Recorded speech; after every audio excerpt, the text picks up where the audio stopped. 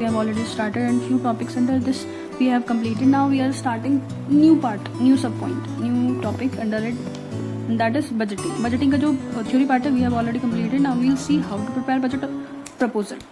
So budget proposal जब हम बनाना सीखेंगे उसमें ये भी हमें क्लियर हो जाएगा कि हमें बजट कैसे बनाना है, बजट प्लान कैसे करना है, वो दोनों चीज़ें side by side will see. So starting with the definition. So budget proposal is essentially a detailed and research supported sales pitch for a project or departmental operating period.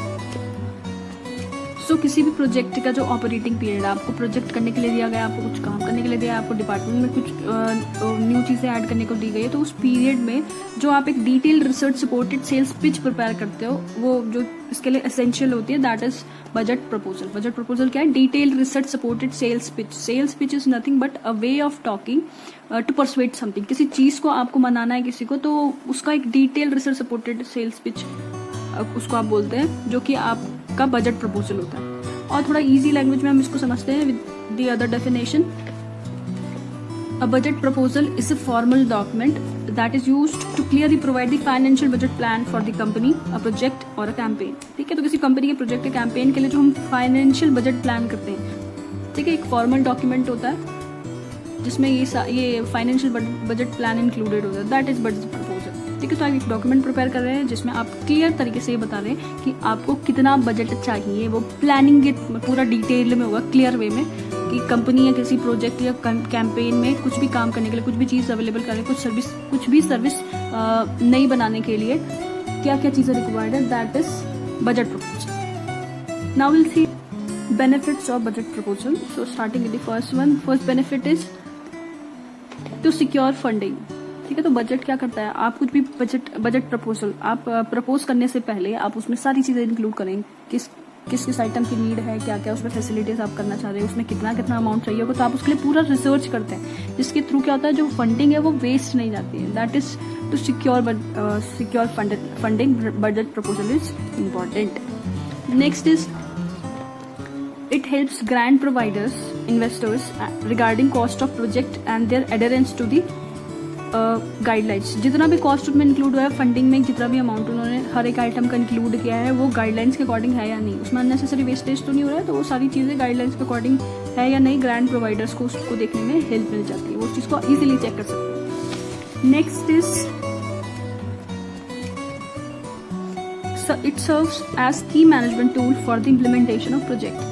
ठीक है, तो जो आप प्रोजेक्ट इंप्लीमेंट करना चाह रहे हो उसके लिए बजट चाहिए, तभी आप बजट प्लान बना रहे हो, बजट प्रपोजल बना रहे हो, तो उसके लिए जो बजट प्रपोजल है वो एक मैनेजमेंट टूल की तरह काम करता है, ताकि अननेसेसरी वेस्टेज ऑफ मनी ना हो. And the last is put a positive impact on humanitarian needs. जितने भी आप सर्विसेज अवेल करना चाह रहे हो उसमें सारी चीज़ों में रिसर्च कर रहे हो, सारी चीज़ों में अच्छे से देख रहे हो कि वो पेशेंट, फॉर एग्जांपल हम हॉस्पिटल प्लान कर रहे हैं, तो वो पेशेंट की नीड के अकॉर्डिंग होगा या नहीं होगा, तो वो आप जब पूरी प्लानिंग करते हो तो कहीं ना कहीं से आपके कर रहे हैं एक पॉजिटिव इम्पैक्ट डाल रहे हैं ह्यूमैनिटेरियन नीड से. These are the 4 purposes or benefits of budget proposal.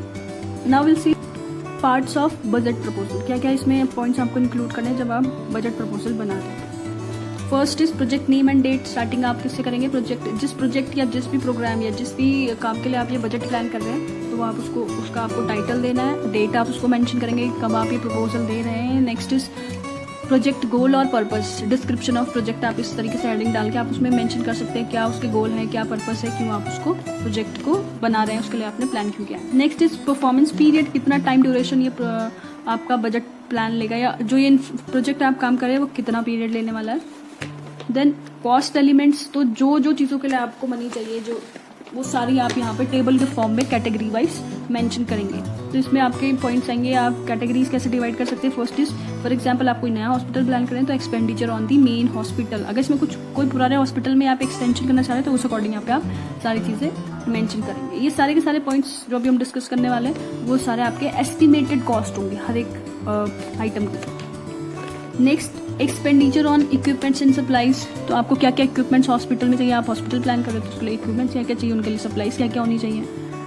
Next expenditure on personal. आपके वहाँ पे जो हेल्थ केयर प्रोवाइडर्स हैं या जितने भी वहाँ पे एम्प्लॉयज़ हैं उनके लिए सैलरीज भी देनी है, तो वो भी आप एक्सपेंडिचर इसमें डालेंगे.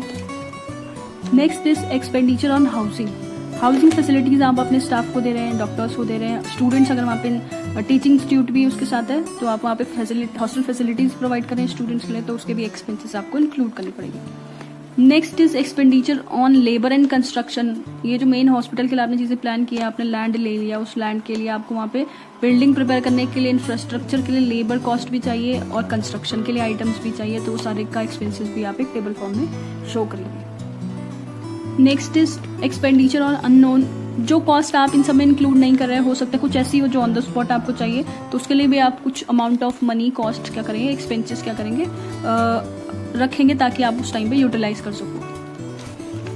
लास्ट आता है इसमें एक्सपेंसेस ऑन मिसलेनियस। मिसलेनियस में आप डाल सकते हैं पोस्टेज हो गया, आपको कुछ चीज़ पोस्ट करनी है, कुछ आपको परचेज करना है, कुछ डिलीवरी वाला पॉइंट है, या फिर कुछ आपने ट्रांसपोर्ट किया है, सामान एक्सपोर्ट किया, इंपोर्ट किया है, जो भी है, ठीक है, तो वो आप मिसलेनियस में इंक्लूड करें।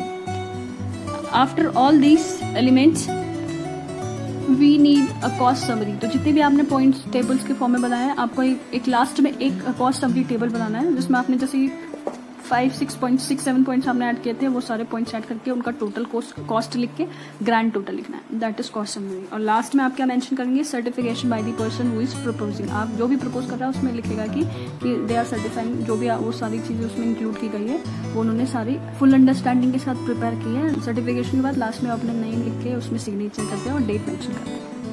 So this is a brief description about how to prepare proposal. Now we'll see in the next video the example of, or the we can say the sample or format of budget proposal.